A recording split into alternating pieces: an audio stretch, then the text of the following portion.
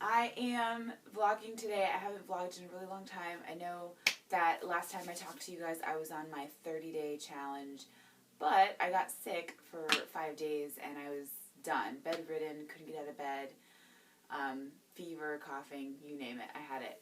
So I had to stop, and I was super bummed out and feeling like I had given up, and I was, kicking myself for it. And then I realized that there's a huge lesson in this, is that when things come your way, when setbacks come in, of course when you least want them, they come in.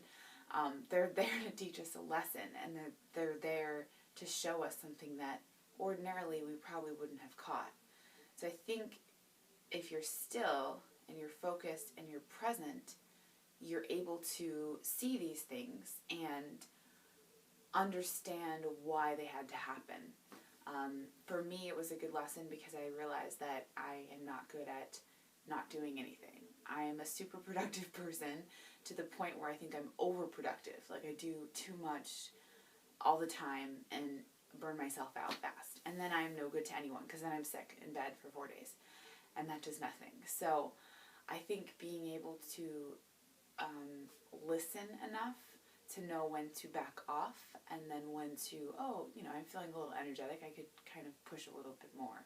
But knowing that we have our own reserves of energy and that you can't just expect to be 1,000% every day, because your body needs to recover eventually at some point. So that was a big lesson. But because I did that, I am now rededicating myself. Today is January 1st, 2013. Woo! Happy New Year, everyone.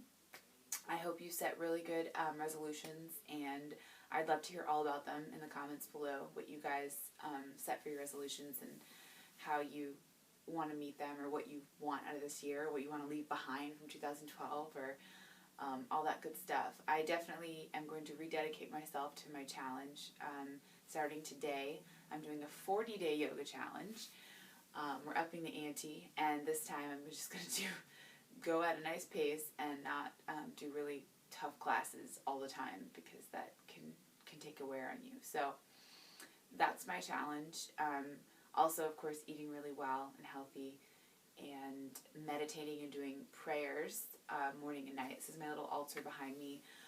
It's where I do all my morning prayers and night prayers, and meditating. Someone once told me to do it every morning and every night, and I thought, okay, well, yeah, I like to sleep, I don't have time for this. And I decided, doing this challenge, I'd give it a try.